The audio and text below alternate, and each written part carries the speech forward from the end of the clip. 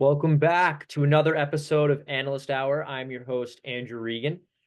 Today, unfortunately, my co-host Michael Goldsmith was not able to make it, but the show must go on. So what do you do when a senior analyst can't show up?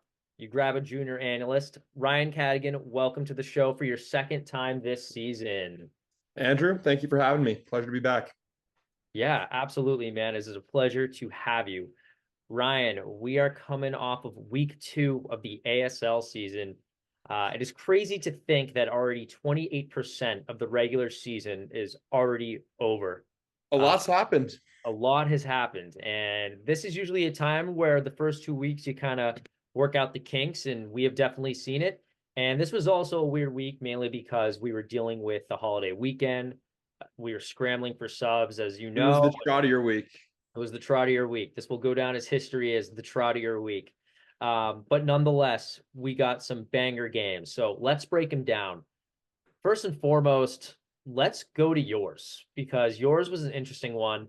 Obviously, Jack Curtin was at the helm by himself, had two subs.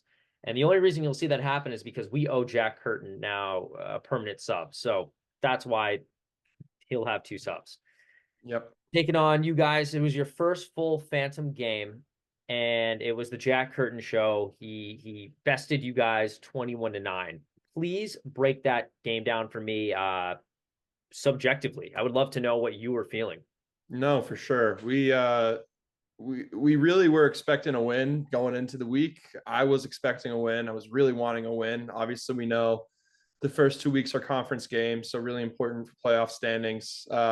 While it wasn't a must win quite yet, it was a really, really, really want to win it. So went in thinking that we'd have the matchups we wanted, and we knew Campbell was going to be out, so I was going to try and abuse that size. And honestly, I think between just it took a while to get the games going, and you can kind of tell from the game our energy wasn't there from the start, and that obviously got the best of us. I'm not too worried. I don't think this is the end of the Phantom by any stretch of the imagination. We've already talked a little bit, the team in our chat. We know what we got to do. We know we need to be more energetic on the court, but really you got to hand it to Curtin and Trottier. Trottier had all the energy, more energy than us in that game. So they, played well. Curtin had an MVP level performance, and we just got to be ready for week 3. Yeah, you bring up the word energy, and I think that's very interesting because that's an attribute that Jack Curtin has. I think he opened the Sure. game against you guys 6-1 or 7-1. Wasn't It, a good start. it really looked like he ripped the rug right out from under your guys' feet. I want to ask you, this was your first week with Dennis, a former depoy. Yeah. And by no means is this a dig at Dennis, but did having an important player like that, a former depoy, show up and now be added into the mix, kind of ruffle your guys' feathers a bit? I don't think so. I think we needed to do a better job with Dennis on the floor. I'll take part of that responsibility for sure. Obviously, Dennis is a former depoy. We knew the instant impact he'd bring to the game. I don't want to say there was an expectation. I think I should have put more thought. We should have put more thought into a team of how we wanted to use him. Probably should have made some adjustments throughout the game. Maybe should have switched Dennis on the Curtin. Uh, and I think the biggest thing for me, and this is really dating back to the last 2 weeks, is when I'm playing kind of off on their third man, and it was Zuko in this case, and week 1 it was on Pug or Tyler. I was kind of playing as a floater and would try and step into the paint whenever those captains would kind of penetrate that first perimeter of defense with Pisacreta. And I think it starts with me. I was kind of half-assed and stepping in on those contests. I either need to commit to my guy or step in and really commit to that help defense. So it starts with me for sure. I don't put any of that on Dennis. Dennis was great on trot, and he made all the energy plays that was expected of him going into it. But we definitely need to clean things up going into it, and I'm not worried about it. I know what we need to do. Yeah, I personally, took you guys when we first showed up on Sunday. I thought that was your guys' to lose. I thought you guys were the favorites in my mind. I think Jack Curtin reminded us how good he is and how good he is at making his team. The For guy sure. knows his spots. We talked about it. He knows his angles. And he shot incredibly efficiently as well, which is something that's not a common theme among the ASL. We typically more reward volume rather than quality of shots or any type of efficiency. So Three have was going too, and we're not totally used to seeing that, but he was really, he, shooters get hot. He was hot, and not much he could have done. yeah, that's a guy that you can't blink without him, driving by or him making the right play. I think Jack Curtin is in the upper echelon for a reason. And yeah, the Hoopers are scary. As long as they have Jack Curtin on their team, the Hoopers are scary. We're going to talk It's about Phantom a little bit more later, but yeah. before we go to the next game, do you have any final remarks? No, no, no. The last thing I was just going to say was, I thought Zuko did a great job subbing for them. He brought that defensive prowess that he brought to our blue ball year when he played with me, and I, and Trottier has always been a scrappy guy on both ends of the floor. So I think for this particular matchup, it definitely helped them, and they did a great job getting, making us uncomfortable on offense, and getting in our face guarding on us, and all that stuff. So we weren't really able to get to our spots. So credit to the Hoopers, and Phantom will be back. All right, yeah, we'll close that door there. We'll hop over to the T-Birds and Legion game. Obviously, that was a game where the Legion were 5.5 point favorites. They were fully staffed, while the T-Birds were just myself, Ian, and Alex Trottier. Luckily, on his first game of three, so we got him with a full tank of gas. Ryan, the T-Birds obviously came out on top, 21-14. What are your initial takeaways? Yeah, well, before I give my takeaways, can I pass it over to you, Andrew? Because this is uh, something I kind of talked to you briefly about individually, and Ian as well. But the way I saw this game, and for you guys, was this is really a chance to make your impact as beyond role players and carry your team to a win. And Trottier was a great sub. You had the game winner. Ian had a career high in rebounds. So uh, what was going through your guys' head, and what did you think that you had to do when game planning for this, and persevering that win? Yeah, absolutely. Now it's over, so I'd be happy to open the playbook for you guys. Please. First things first, we did not see ourselves as underdogs. I know that we're losing our two best players. That sucks. But Yeah. Alex Trottier and I viewed ourselves as defensive equivalents to Costa and Louis' offense. So what I mean by that is Louis and Costa are obviously more offensively skilled than Alex Trottier and myself, but we believe that we balanced them out because we thought we were more defensively advantaged than they were. So we knew that we had to have a better offensive edge than they could be defensively on us.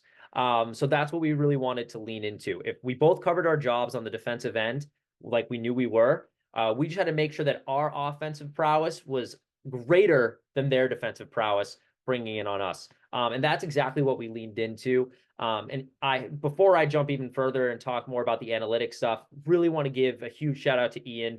Um, Ian played, in my opinion, out of his mind, played incredibly aggressive, really hung with George on the defensive end, especially grabbing some rebounds, which saved and creative offensive possessions, which helped us in the long term. So, Ian, I thank you. You played incredible. But that's what we wanted to do. We wanted to make sure that we lead into our defensive advantage there, and I believe that's what we did. We knew this was going to be a long game because, Trot and I are not as refined offensively as we would like to be, and as obviously as those two guys are. So we knew it was going to be a brawl, and that's why we wanted to slow down our offense when we had the opportunity to kind of gather ourselves. We wanted to use the screens to open up as many opportunities as possible, and I think Trot is a pretty sufficient shot creator himself. The guy can hit pretty challenging shots, and that's what he did. So every play went in with some brain power, and I think that's really helped us. It helped us save energy, and it helped us win the half 11-2. The second half was 11-2 T-Birds. So when things are tired and we're kind of at that point in the boxing match when we're both just swinging blindly, we weren't swinging blindly. And I think that translates. Was it a pretty game from the T-Bird standpoint? No, it was a hot game. It was grueling. There's a lot of shots that we took when we didn't have a lot of energy left, and misses reflected that. But from that standpoint, we knew it was going to be a big game. We wanted to make sure that our offense outlasted their defense. And, it didn't feel like a 7 point difference game, but that's what it was.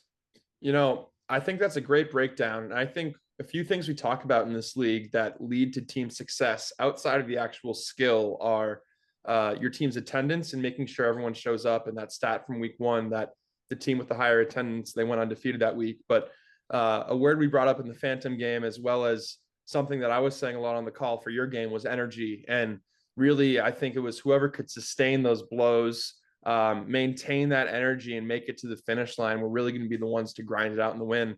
I really think that was the case in all the games this week. It was wicked hot, but you guys persevered. You used your timeouts well, and you adjusted. Another thing I loved seeing that I don't think we've seen in past ASL seasons as much is we've kind of been used to the captains and first rounders kind of going at it, but you're really starting to see these matchups and rivalries starting to brew between the role players and the third round guys. Like George and Ian were really battling it out.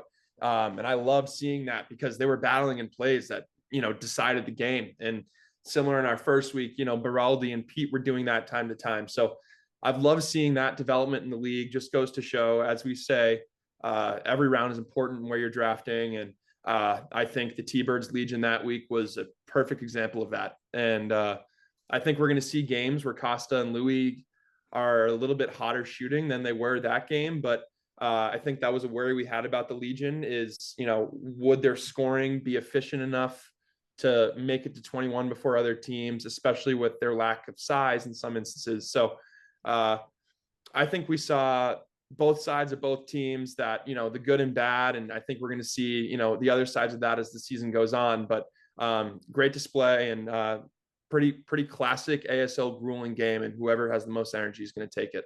Yeah. I want to ask you a question because Michael and I were obviously talking about the game, and he was incredibly worried. I mean, he was absolutely stunned, like I'm sure a lot of people were. Yeah. And I had to kind of talk him off a ledge a bit. If you're the Legion, are you worried? Because if in their heads, if we can't beat Andrew, Ian, and Trot, who the hell can we beat? I don't think that is how it should be perceived. At the end of the day, this is ASL. These guys were good basketball players, guys who may Given not Sunday. exactly, and guys who may not be perceived as good or whatever the case may be can go off on any given day. So I wouldn't look into that too much. Any ASL regular season game is going to be a grueling game, and you can lose any game, you can win any game. So I definitely, if I were the Legion, would not keep my heads held too low, especially in the Eastern Conference. I think you guys are in, which is, in my opinion, clearly the worst conference of the two. So, you see the Seabirds are 0-2 right now. They haven't played them yet, but, that'll be down in the road. But the Legion, they have the talent. I think it's going to be between them and the Black Bears for the 2 seed. T-Birds are pretty clearly going to run, I make the analogy all the time. This ASL is a lot like this past NBA season. The East is, you guys are like the Celtics is how I view it. Best all around roster, really dominating the regular season so far in a pretty weak conference, but I think deservingly on top. And the West where we're in is just a lot of really solid teams trying to make it. So, like I said, that was on full display. And I think the Legion shouldn't, be too low on this. They got a lot of games left. They're 1-1. I still think there's a very good chance that they're likely going to make the playoffs. Yeah, I was telling Michael that. I said it's not time to throw in the hazards. Kind of use this as a learning experience. That's what you have to really do. You look back. I don't think the Legion really had a bad. It wasn't a good game. I mean, let's call a spade a spade. It wasn't. It was not a good game. It was far from pretty. So you just got to go back and you say, what can you change? And I think it really boils down to the effort because no one was hitting their shots. I haven't looked at the exact box score, but I'm sure the shooting percentage was grueling. I'm sure it was terrible. So again, you can't go back and say, oh, I wish I made this shot. That's applicable to any situation. I just think they took their foot off the gas when it came to rebounds. I think they checked out as soon as the shot went up. I don't think they weren't following their shots as much as T-Birds were. They weren't flooding the paint on defensive possessions like the T-Birds were, and I think the scoreboard reflected it. We just created more opportunities off the possessions that we got. So that's all I really got to say. Legion, just learn from their mistakes. T-Birds on top. You'll never fly alone. Now we'll head over to the Sizzlers and Dogs game. What a game that was. What a game that was. Sizzlers were half-point favorites, but Tyler Baraldi, I hope he's feeling better. Unfortunately, was sick, so wasn't able to play. Hence why Trottier had to step up. I think this was his second game of the day at the time. Playing with CJ Puglisi. Ryan, what do you think? does this reflect more on the Sizzlers, or does Stephen Shaw have his work cut out for him? I don't know. To me, this showed two things. One, the Sizzlers are legit.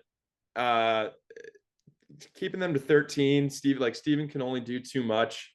Uh, and the other thing this proved to me was too is Pat Archambault is really, really important. And we heard Steve talk about it on the last analyst hour, and that he's still really, really underrated. But even so, man, like he impacts winning on the highest of levels. And I really saw that firsthand in week one when we played them. But I think it's a totally different game if Pat Archambault was there. And even Beraldi, dude, he had a great week one for them too. So it's a little different. Steve did as much as he could, but the Sizzlers are red hot right now. And I don't the biggest worry for the Sizzlers has been their scoring efficiency. And, can they get to 21 without making the 30-minute plus game? And, there's a lot of instances where like that's okay, but come playoff time, you're going to need to close those games. So they're going to continue to get hot. I think the Sizzlers are going to find ways to be more efficient, but the roster on their team probably shows that they have to be one of the favorites in our conference to win it. But I'm going to give this to the Sizzlers for now. I think they just outpowered them, outmuscled them, a shorthanded dogs, and deservedly so. Yeah, I think, the point of fixing the draft this year was to spread Stephen Shaw's resources pretty thin. Yeah. And with the absence of Pat and dealing with the sub, obviously no spite to trot there. His resources were spread pretty thin. I think the Sizzlers metaphorically jumped Stephen Shaw. Those scenes in movies or TV shows where one guy is just on the ground, just getting kicked and batted, and there's nothing he can do. And It that's got what it physical was. too. I think the Sizzlers metaphorically jumped Stephen Shaw. Yep. Steven's obviously incredible, but yeah, I think it boils down to the Sizzlers are legit. Now, I compliment the Sizzlers every week, so I don't want to beat a dead horse. I want to focus in, and I really want to hone in on Stephen Shaw and CJ Puglisi. We both watched that game. What more can CJ do as a role player under Stephen Shaw to, I'm not saying win that game, but close that deficit? Yeah. Honestly, Andrew, I think they just need more time together. I think CJ needs to kind of still figure out how Steve plays, knows how to trail him, knows where to be. There were a couple, ball going out of bounds plays. There was one I remember where Steve tried to save it and CJ went for it as well. And it kind of a miscommunication led to a turnover. So I just think it's little plays like that they'll clean up throughout the year. But I was pretty high on CJ going into this season. I played once against him in the fall ball this past fall.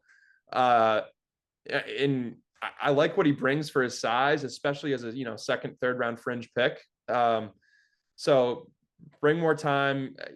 I don't think he shoots too much, so I think maybe find mismatches a little bit better. He's got size on a lot of guys in the league, but the thing I'd say the most would be just watch Steve and just keep learning what he does and try to find the best ways that you can complement him, because if you can find one way that you can do that, he will make use of it and likely deliver you to a ring. Yeah, I think this was the first time Steven wasn't alongside two guys who are always going to be on the same page as him, and you cited a certain instance, it shows. Yeah. The past 1 year, yeah, I guess 1 year, Steve was always on the same page with Pat and AJ. Last year, he was on the same page as Pat, and now this was the first time he didn't have a guy on his squad where he's always on the same page as. Mm-hmm. So I think that has to challenge him as a leader. I think he's a great leader, but that was the first time he was really challenged, where he almost had to try to do the thinking for his other teammates. He won't really have to run into this too often because Pat will come back. But again, even last year with Costa probably had his worst usage rate under Stephen Shaw, and that's why I thought Tyler Beraldi was going to have his worst usage rate under Stephen Shaw. But ultimately, I think this showed the importance of Pat Archambault, and again, Steve really works well with guys that he knows what they're thinking. He didn't know what Alex Troy or CJ were thinking, and I'm sure he was counting down the seconds to have Pat back. Yeah, I'll say this: I don't think there's any pressure on Steve this year to win a ring. This rule was literally introduced to it's like the stop Steve rule, this whole draft change. So I think people know at this point Steve's kind of established himself, and we're quite literally watering down his team. So he, I just think he should have fun with it, learn the guys. He got a good win against us in week 1. I'd love to see them again in the playoffs, and I think they very well could have won week 2. So keep figuring it out. They'll get there. But the fact that like we made this rule and Steve is still in contention and still in the talks of winning the conference is crazy to me. So Dogs will be back, but right now Sizzlers are definitely should be ahead in the power rankings. Yeah, I mean, the Sizzlers have pretty much planted their flag at #1 in the power rankings. I'm also very curious, and this is something, it's kind of rhetorical, something I've been pondering. What fully staffed teams would have beaten the week 2 Dogs? Because obviously, 8 points is a pretty big differential. Would a fully staffed T-Birds, beat the week 2 Dogs by 8 points, 5 points? Would they lose? That's just something that I've been thinking about because 8 points is a pretty big margin. So sit on that. We'll go over the final game. It was a pretty cheeky, pretty chirpy game between the Black Bears and the Seabirds. I kind of want to take the mic on this, Ryan. The Seabirds have been captainless and first-round pickless for 2 weeks. This was the first week we had a fully staffed Black Bears. Again, Nick Resendez is a winner, but he does have a ton of ground to make up when he comes back. Nick Resendez is a winner because he's not even showing up. His first round pick isn't even showing up, and they're keeping within 3 points of the Black Bears. I think that's incredibly impressive. Really impressed by Nick Germano and Dan Gerges for keeping it this competitive with a revolving door of players to help them out. But Nick Resendez, you have an 0-2 team. You have a lot of ground to make up for. As soon as you walk there on West, I mean, they're going to be looking at you. You need to learn how to get Carter involved. And you need to play into the skills of your 2 other guys. Right. 2 is not easy, so we have to talk about that. But I do want to hop over to the Black Bears. I mean, this is going to be the defensive unit we thought it was going to be. Nick Silva looks like he hasn't missed a step from the last time he's played under the ASL promotion. So, yeah, that's really all I got there. Those are my takeaways. Nick, you got your work cut out for you. You got a lot of ground to make up, but you have the resources to do it. And I think the Blackbirds are a good team. And I think any game with the Blackbirds on it it's going to be a long one. Yeah, I think those are fair takes. Black Bears. That's the second week in a row I've done that. Black Bears. What'd you say? Blackbirds. All these team names sound the same. I screwed it. Terrible. No, I think you're right, Andrew. In my opinion, I have the Black Bears as second in your conference strictly because of Nick Silva and seeing what he's done against Colin in his one playoff trip for the Stampede. So obviously that's something you can't forget about, and you got to keep in mind going through the rest of the season, especially knowing they started that season 0-3. So any win they get now is a plus compared to what he did in that finals run he had a couple of years ago. So I wonder if they're going to keep figuring it out. They have Arvin this time around instead of Gerges, so that's interesting. We have them this week. I think that's going to be a good matchup. Me and Silva are some of the bigger guys in the league, so that should be good. Dennis, Cole, Alex, Arvin should be a good matchup. I'm excited for it. But when it comes to the Seabirds, it's hard to judge them, right? You've seen only half their team, and it's been the bottom half of their draft picks. And while they've been good, and Rishi did what he could in week 2 as a sub, but like you said, we got to see what Resendez does when he gets back. We know what he can do. I want to see what he does with Carter.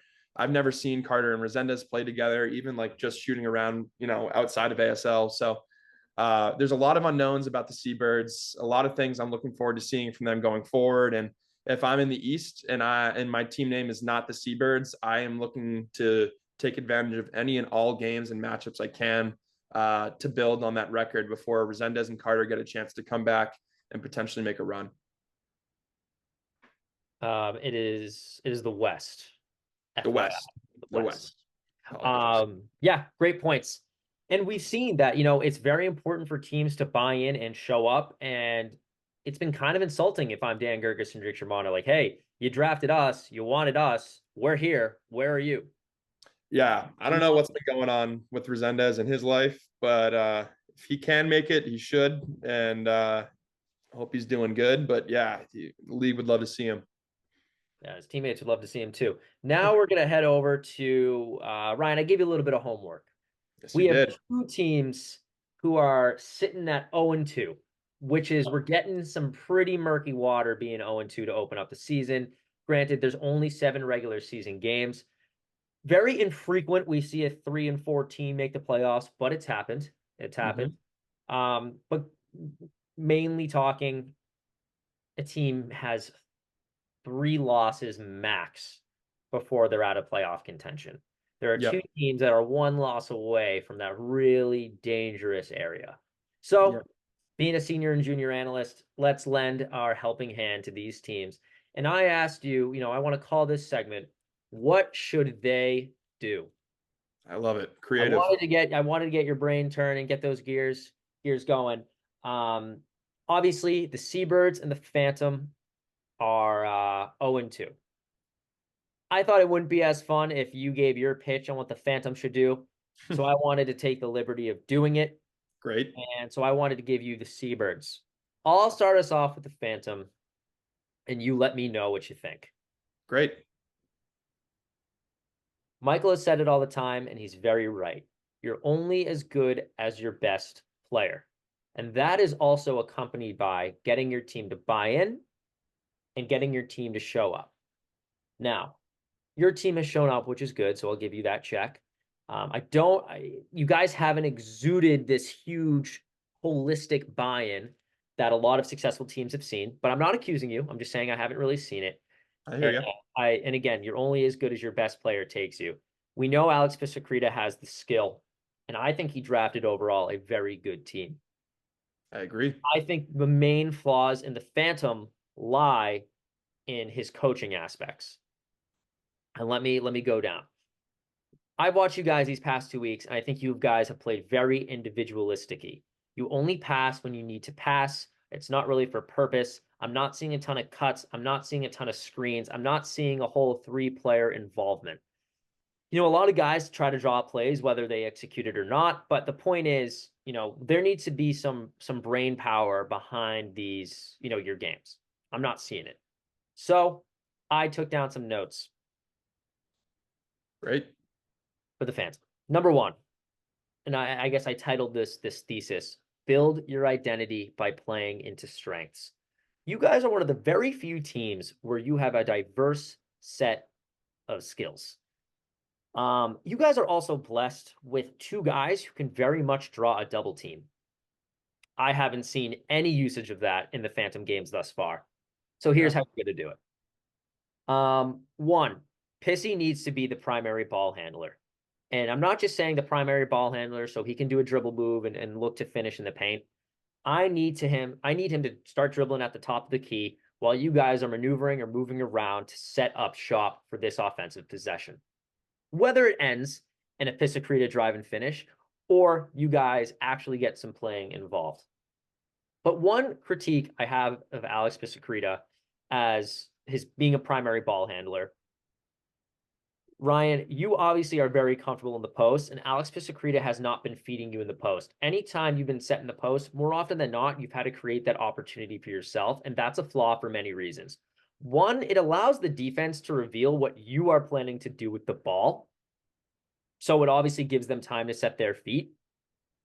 And 2, when that happens, I guess subsection of 1, that allows them to give you a double team. I think the first play of the Hoopers game was a double team where you were in the post, and because it was a double team, Jack Curtin got a block on you because I guess you didn't see him.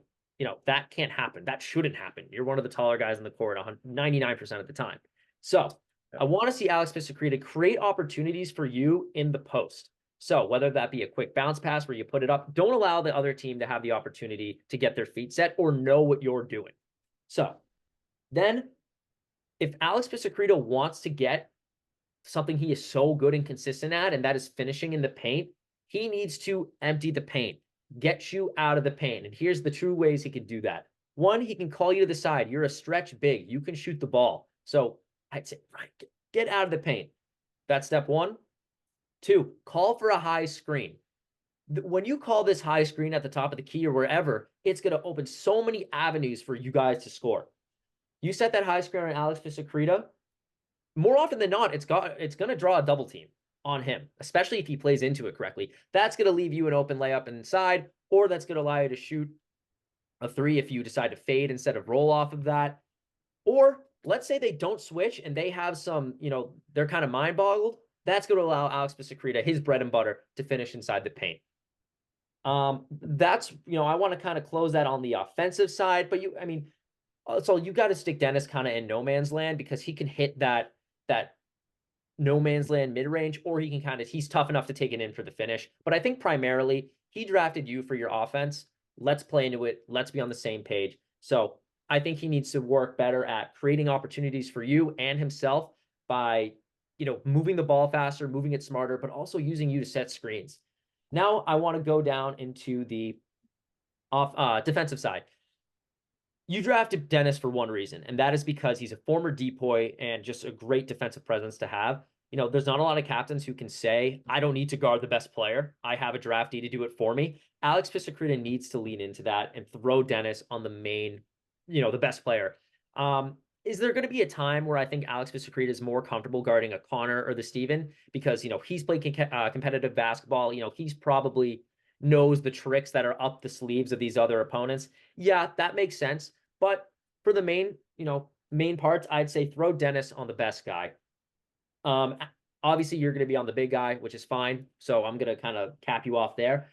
But this gives Alex Pisacreta the freedom to, more often than not, guard the third round or the third option, the second round pick on these teams, which is going to allow him to help Dennis if need be.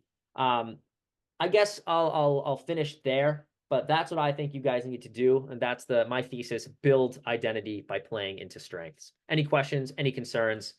Yeah. You disagree or refute? I'm all ears. No, I mean, I generally agree with everything you just said. I think we do need to do a better job at accentuating our teammates' abilities. And the one thing I'll disagree with is I don't know how much of this we need to put on Pissy. This is definitely a team sport. I obviously, when Alex had reached out to me and we had spoken about the draft going into it, I was obviously excited about wanting to play with him, and knew that was going to take a lot because Costa had been interested and Costa was shopping the first pick. So it took him getting up to the first pick, which is a big, it's a big buy, and there's a big expectation with that. And I'm averaging 6 points over the first 2 games, which just is not good enough for the first overall pick. And, you're right. Alex needs to be better with that. But the part where I think, I disagree with is I think we all need to be better with that. And we all acknowledge that after the game, our energy wasn't there. And going forward, and even after the first game, Alex gave me some pointers on, spacing and where he likes me and what's comfortable for him. So, we do talk about that stuff. It's, I guess it's now time to execute. And I think going into week 3, week 2 was definitely a wake up call. And, unfortunately, historically, I've been a player in the past where I do kind of need these wake up calls or enjoy playing better under these wake up calls. So I'm thinking, things will turn around, feeling optimistic. Just need all the guys to buy in. But I think everything you said was right. And I think going forward, you're going to be seeing, more of the Phantom trying to do all of that movement on and off ball that you just mentioned. Yeah. I think Alex Pisacreta is an incredible player, and I also think he's an incredible leader. It's just something he hasn't really applied this year in terms of his leadership. But I guess I'm wrong. If you're telling me that he's out here telling you where to stand and where he likes you, hey, guilty as charged then. But You're right, though. I think we need to be better with in-game adjustments, and that's something I think we'll all be more vocal about going forward. yeah, I think it's so great that now we've added a halftime at 11 ever since going back to 21-point games. That is Totally. a free timeout. That is a free time for you to make adjustments. And the best teams play their best ball in the second half after making adjustments. And Alex Pisacreta is a smart kid. And I can't harp on enough that he played this competitively. So not only does he have this, we already know he has an athletic advantage. He also has like a mental advantage because he knows, he's played under legit coaches and not just some joke who calls himself a senior analyst to be funny, So like, Yeah. sure, he's got a lot of tricks up his sleeve that I can't even fathom yet. And I think he should open that up to you guys. And I know he will. And once he does, I think the Phantom won't look back. I thought you guys would win last week.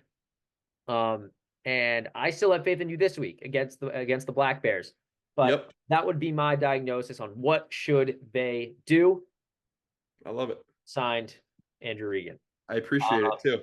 Yeah, no, of course, of course. It's a team sport. It doesn't fall on anyone, individually. But when you're the captain, it's a double-edged sword. So when you guys are doing well, we're all gonna be praising Alex. But when you guys aren't doing so well, we're gonna be looking at Alex as well. So obviously, I think you guys are all great individual players.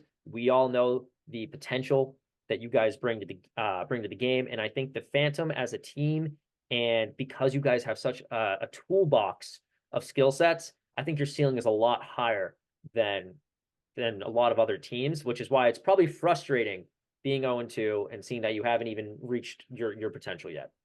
But No, we'll see you in week I'll 3. shut up.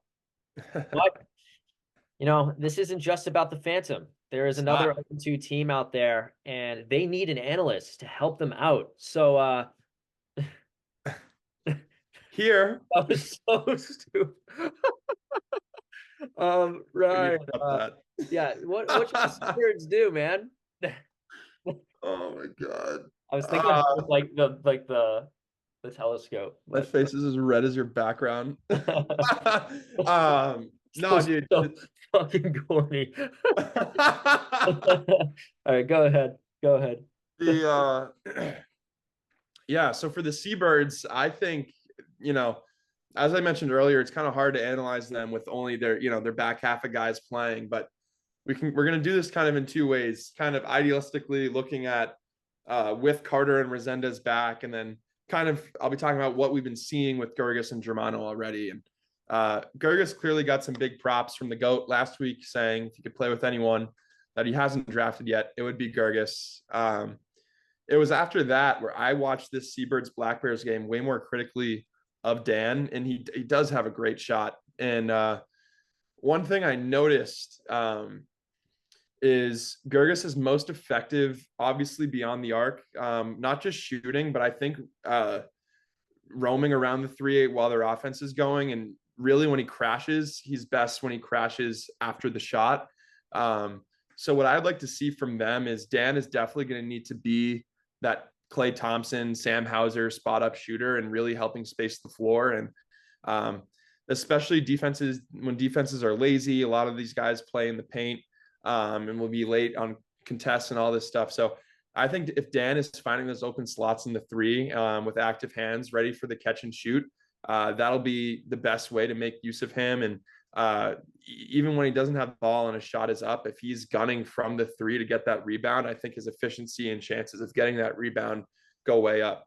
Now, when it comes to Nick's really undersized, but he's really effective for his size as a guard. And he's been known as the defensive guy that makes a lot of those gritty plays. He's a surprisingly good screen setter for his size and his position.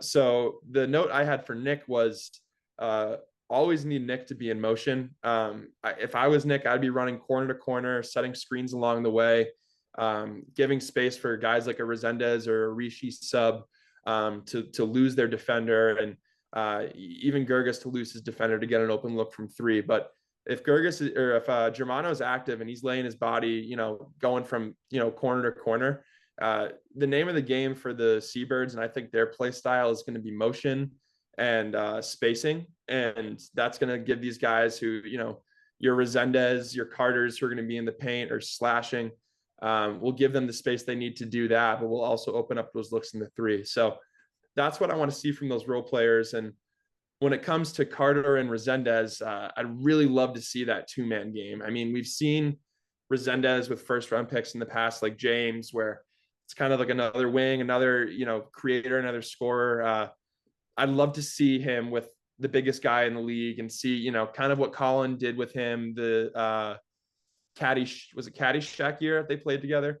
Yes, they were unstoppable. I'd love to see Nick do something like that, but I actually love Nick's finishing inside the 3 as much, if not more, than Collins. I think Collins a better 3-point shooter, But I love how, kind of crafty Nick is and how he is so creative in his ability to finish. And I think Carter, using his body and size and length, will really be able to help Resendez score more effortlessly. So I think while that two-man game is going on, Gergis is spacing the floor. And if Germano's in, he's in motion, also, causing chaos on the offensive end. I think that's when they're going to flourish and find scoring to be the easiest. But again, we just got to see that attendance be there. Yeah, I think those are really good points. Um, I'm sure Gergis and Germano are really looking forward to have Nick and Carter back. But one, it's like you want Nick is a point guard, so it's going to be very reassuring for them to kind of, especially for Gergis, to kind of sit in the corner and just wait for the ball to be handed to him, and he could shoot that three. But also take the rebounding and the defensive and the inside scoring pressure off of these guys' shoulders, which is something they don't really, do. So Yeah. And they didn't really know what they were doing. Most of this Black Bears Seabirds game was like Germano or Gergis, like just like bunched up at the top of the key, like not really knowing what to do. The defense kind of standing around because no one was really in proper spacing. So they really need a floor general and someone that can get them, good looks in their spots that they're comfortable in. And I think once that happens, things will be way easier for the Seabirds. But again, Resendez has just got to show up, or even Carter. Like even if Resendez didn't show up, like you could even run if you had to, like a Germano or Gergis on ball, and use Carter with the high screens just to set something up. But right now, if it's just like Gergis at wing and the undersized guards and Rishi or Germano, there's not much they can be doing right now. So they either need size or that added scoring and Resendez back. yeah, and I feel bad for the Seabirds because they're so far behind, not only being 0-2, but you got to be able to build a cadence with your players, and you got to build that team chemistry. They are 2 weeks behind on that. I'm giving kind of the Phantoms some shit, just like, hey, you guys got to build an identity. At least just seeing each other. Like they are really behind on, Nick has kind of cursed his team. They're behind the eight ball. And I think they've done a pretty good job despite being 0-2, holding down the fort, keeping these games, closer than they should be. So Absolutely. Nick has his work out, cut out for him. We know he has the skill to do it. And these guys are already bought in. They care. I mean, Gergis was talking about canceling his trip because he really wants to make playoffs. I mean, it's very hard to find a guy who's willing to do that. So they're bought in on the back end. Let's make sure they're bought in on the front end. And I'm sure they will be, especially when Nick and Carter show up. They'll know that, they're not sculpting with mud or anything of the sorts. Yeah. Yep. I'll talk more about them. And if we're doing week 3 lines, we can talk more about that. But Yeah, Ryan, that's exactly what we're going to do. Before we end on our novelty segment, we do have to build our week 3 DraftKings ticket. So, okay. I haven't done this yet. I'm excited. yeah, no, this is always one of my favorite parts. Um, Now, we don't know of any because we didn't reach out and find about subs yet. We always do that on Thursdays, and we're filming this on a Wednesday. We only did it early last week. These are all put in under the assumption that everyone's going to show up. Great. So, subject to change, of course. But Okay. at the moment, here we go. Phantom Black Bears. The one Lay and it on me. one Black Bears are favored by 3.5 points over the 0-2 Phantom. Got it. So, with that said, I think this is going to be the upset of the week. It's not just because I have you in the studio with me, or I just gave you the how-to and the cheat sheet on how to be the best fan Code. you can be. Maybe I'm a little biased, but I'm going to say the Phantom are obviously they're going to win. So, which means they obviously will cover the 3.5 point spread. Yeah, look, I'm obviously gonna have to agree. We've already talked about the implications of falling 0-3. We're gonna be in desperate mode, really need a win. Black Bears aren't gonna make it easy, but if we're gonna win, I'm gonna like us winning by 3.5. So give me Phantom covering. All right, we're going to head down to the Legion and the Dogs. The Dogs are favored Wow. 6.5 points. Okay. What ChatGPT doesn't know is that Steven Shaw doesn't like losing and has always come back swinging for the fences when he does come off of a loss. So I think this spread is generous. Yeah. With that said, I'm going to take the dogs money line at you can't see this, but at minus 729. I'm going to take them at money line, and I'm going to take them. Well, I guess that would be kind of redundant, but I'll take them also to cover 6.5. I think this is going to be an absolute bloodbath, a one-sided bloodbath. If I'm the Legion, get out of Stephen Shaw's crossfire. If I'm them, you're playing with house money at this point. Huck up shots you wouldn't really huck up. Don't say I'm not saying roll over and die, but you got to know when to quit on this one. And I'd be terrified if I'm part of the Legion. Yeah, I hate that we kind of have redundant picks right now, but like it's hard for me to believe that the Legion are going to put up 15 against a fully healthy dogs, especially coming off of a loss, especially against his good friend Connor Fu. So give me dogs. I'd probably take dogs minus 10.5.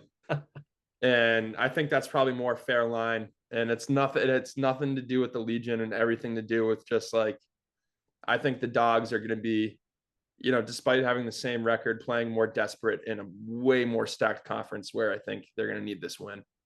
I got to give Michael the benefit of the doubt because I was really giving him crap last week. Like I said on here, talking him off a ledge, freaking out after being one-on-one. Maybe Michael was thinking forward and thinking, hey, we have the dogs next week. Then we're heading into doubleheader weekend the week after. We don't want to go in a doubleheader weekend 1 and 2, which is a very big possibility. So maybe he was right. And if, I was saying the Legion shouldn't worry right now, but now looking at this, next You're like, week's oh episode, no. I might be saying it is time for the Legion to worry. Oh my God. It's always good to get the Steven Shaw matchup out of the way early in the season, but that's just going to put more pressure on them going into doubleheader weekend if they get smacked, which is possible. And I don't think 10.5 is a crazy line either. Maybe we'll do an alternative spread to get some better odds there. But enough of that.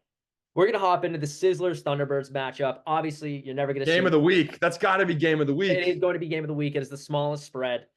Wow. At Sizzlers favored by 1.5 points. So that's a one possession game. You're never going to catch me not betting on myself.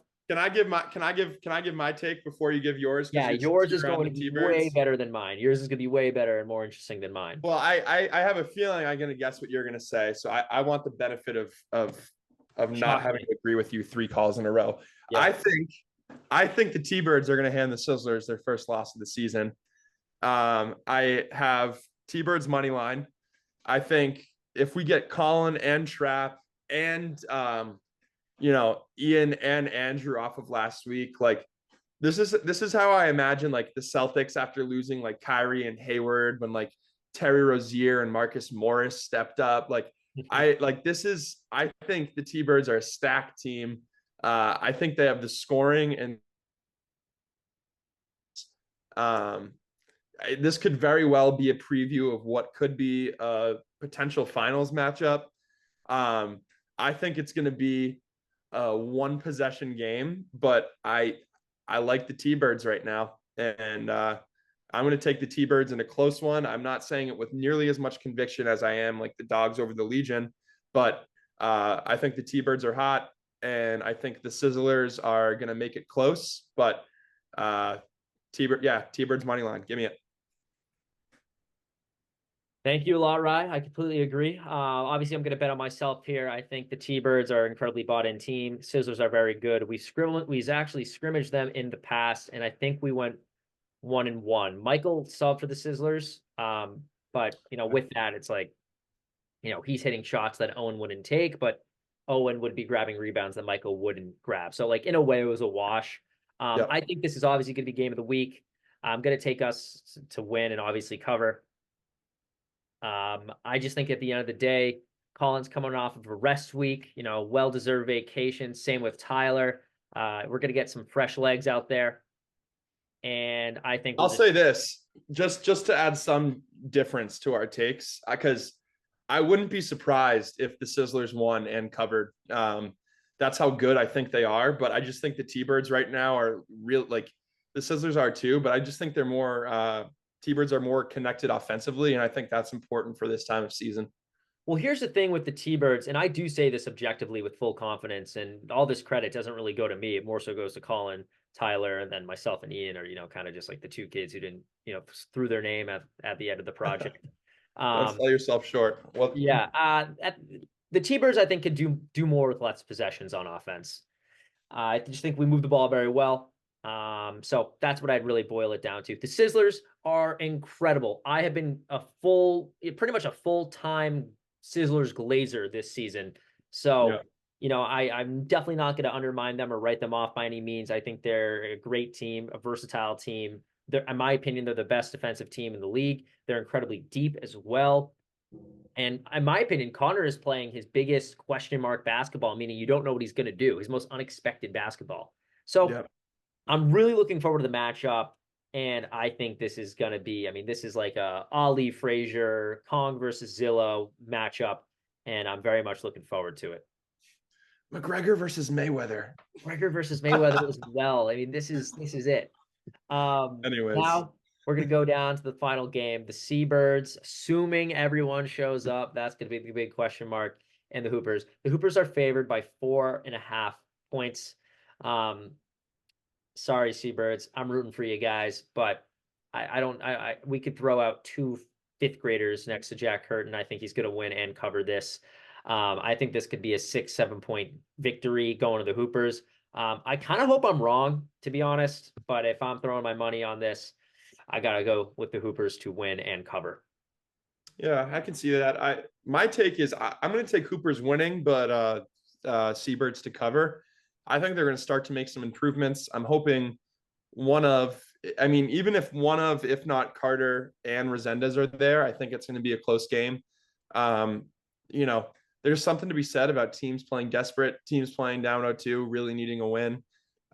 So I could see the Hoopers pulling it off, but I don't think they're going to pull it off in an easy way. So I'll take the Hoopers for now, just because you can't deny what Curtin's been doing. But Seabirds are going to have something to say, so give me the Seabirds covering 4.5. Okay, I do want to give you a little insight because I could be, if I'm not mistaken, I actually think Campbell and Carter are on vacation together, ironically. So that works out well. But if Yeah, that is the case, and I think they're both missing this game. They were both very open about which games they were going to miss. So I'm not blaming either of them for missing this one. They've both been very open about it. With that said, it looks like the Seabirds are going, if that is the case, it looks like it's going to be Nick Resendez, Dan Gerges, and Nick Germano taking on Jack Curtin and whoever we can scrape up to sub. Does that change your ticket? well, it depends on the sub because like I thought like Zuko and Trot were great for them, I mean, if, and if that's the case, it's probably going to be Curtin, Trot, and maybe Zuko again. Who knows? well, if Mburu is not playing, I think uh, Mbulu's out for the rest of the regular season. oh, okay. Well, then it'll be then yeah, dude. And like since we saw them first look, like that's a good team. Like Trot and Zuko, even though they're undersized, like Trottier can play big guys, he can play me.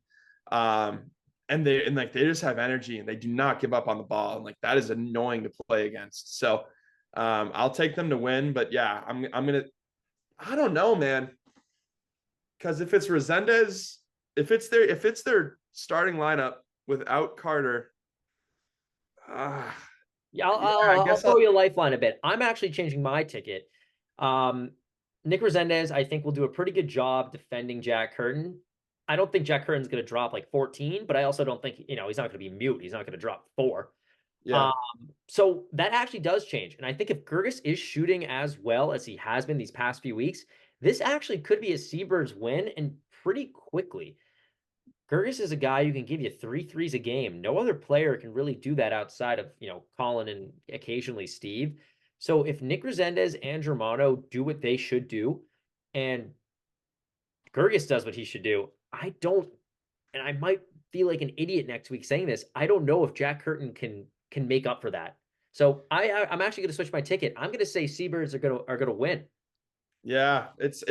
I'm telling you that like that's gonna be like the game of the week of the shitty games. Uh, The consolation games. yeah, exactly. But it's gonna be a good game nonetheless. I'll take. I think I'm still gonna take Coopers, but I like the Seabirds to cover All right, it'll be a fun one though. for I sure. hope I'm right about that. I hope it just didn't go down like a road that isn't the Yeah, case, but I think it you're is. like Ryan. Everyone's showing up come Sunday. I hope that's not the case. But All right. Now for the fun novelty segment. Let's I go. gave you a little bit more homework. We'll try to make Yep. this quick. Um, Michael and I were talking the other day about, how lazy NBA nicknames have gotten. I think he told me that was inspired by a tweet he saw, or maybe I saw. I don't remember. Point Yep. is, you know, I don't know. You weren't in the first ASL league, but we actually had nicknames on the back of our jerseys. I was the Jewish Mamba. I think Michael put Jew Smith. Um, so we kind of mimicked that NBA nickname, Right. and those have since died. I mean, as you heard, we called Zuko Prince Zuko. That was on the back of his jersey. I do Luke remember that Patty actually. Patty. Just like it was a lot of fun, right? So Michael and I were talking. One, we wish we can bring back ASL nicknames, and we're not going to put them on the back of the jersey or anything, but like it would be really fun to see if we were to pitch them, which ones would stick. Totally. So I asked you to create ASL NBA mimicry nicknames. Yep. And I want to challenge you to, I want you to throw everything at me. I want you Yep. to tell me ones that you could say with your chest. You're like, no, no, no, I would actually feel comfortable pitching this one. But then I would also want to go into the ones that didn't really make the cut. And those can be funny or those can just be terrible. Yeah. So I have one, two, three, four, five, six, seven, eight. I have like nine names. Two we've already, we use on a day to day. So we'll call it seven names that I made up. And I'll start with Michael Goldsmith. I I have think one for Michael. okay, all right. I'm thinking you got to play on the whole Goldsmith last name, and um, when Michael steps on the court, we'll scream like golden hour, golden hour. But I think we can call Michael the gold standard or golden standard. I love that. I don't even want to say what mine was because that's so much better. What was yours?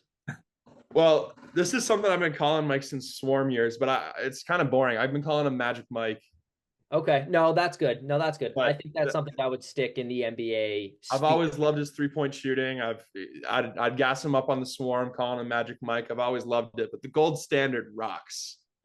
Okay, we'll have to ask him what he likes more. But I Yeah. actually think Magic Mike is a good one. Okay. Um, Here's one I'm kind of nervy on. This could be one I definitely sound better in my head, but I was like, all right, I'm gonna hone in on Campbell. Campbell's a guy who is obviously very long, very stretchy. Um, so I called him Mr. Fantastic. What are our thoughts? I love that from Like from the Fantastic Four, Fantastic Four. obviously. Yes, yes, Yes. yes. I can kind of It kind of see it. looks like him too. Exactly. Thank you. Thank you. That's awesome. I think that could stick. It's got a lot of syllables. It might read better than someone to, call him in passing. Yeah, for sure. For sure. All right. I also asked you to kind of star your favorites. Yeah. How many are your favorites? I put down two, uh, three. I'll call three favorites. I don't even, dude. Now I'm second guessing everything. I've got a few favorites that I like. Can I give you a couple that I like? Please, yeah. For sure, I have the Enforcer. Uh, Okay. just I like that. after hearing Steve say he was the hardest player defensive matchup for him, and he's the greatest rebounder of all time. I think it's very fitting. Um, with Louis, just seeing Louis's game last couple weeks, Louis's vibe. I got Louis quotes smooth Galligani. Louis Yeah, Smooth. yeah. That one rocks. Yeah, That I one like that. rocks. It Louis. kind of reminds me of the Paul George with like the jazz music playing a little bit. That's kind Yep. of the effect Yep. I'm looking for. I like that. I like that. Yeah, Um, for Arvin, I have him down as the Dominican Dream.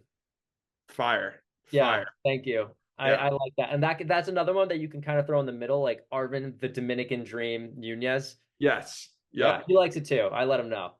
Good. Yeah. Good. Um, I had a couple for Germano, but I ended up coming up with the cable guy. And Oh my God. That is it. That one, in my opinion, is number. If we were to power rank these names, that one is in the lead right now. yeah, for two reasons. I see Nick's truck when he pulls up with his tools and shit. I'm like, this dude rocks off the court, blue collar lad. But then on the court, he's just a spark plug in everything he does. So he's Nick the cable guy Germano for sure. I just got chills, dude. Like that was perfect. That was so good. It's like he changes his bio. Yeah. I know. See, I want to see which guys lean into this. Yeah, there's a few more I like. Do you let me hear one more of yours. Okay. Well, I'm glad you brought up Germano because I was like, oh, I have two that we already kind of say. Colin and Germano, obviously Captain Kirk for Colin Kirkpatrick, Oh, I had one for Spock, Colin. Spock, and we call him CK, so that's a wash. And then we call Germano Germ. So those are my two lazy ones. Okay, yeah, that's good. The cable guys, in my opinion, untouchable right now. Good. I had one for Beraldi, Okay. the eraser. I'm gonna need an explanation. It's not clicking. Yeah. Um, I call him the eraser for two reasons.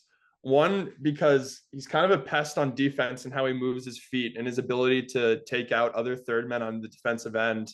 And I also call him the eraser because of his seeming ability to cut into either deficits when his team is down or extend his team's leads. So erasing leads Okay. with his quick shots. All right. It's a bit of an explainer, but I like it. I like it. I don't know. I kind of like it because when I think Beraldi, I think of a scorer, and whenever I think of Beraldi, I've never played with him. I always think he's like a pain in my ass, always scoring when like I don't want the team to score. So maybe that's just out of personal experience. I'm like, oh, this guy is really good against us. But There's nothing wrong with it. I like it. I like it. Just okay. unfortunately, I think you revealed the cable guy too early.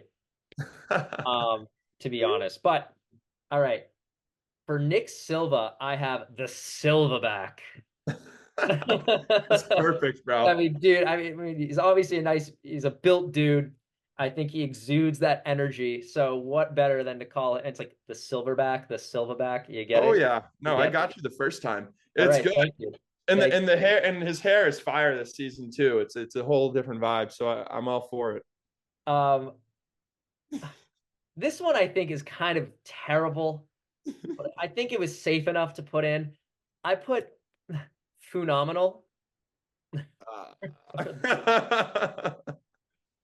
Crickets. like what? Is that the Crickets. adjective? Is it a noun? Crickets. Yeah.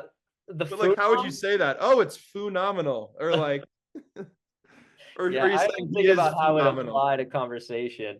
Oh, he's so phenomenal. Yeah, we'll scratch that one. No, I like it. I just need a little more context there. I need a little more of a story. I don't have it for you. He's a phenomenal player, and his last name's Fu. I was grasping at straws. Oh, okay.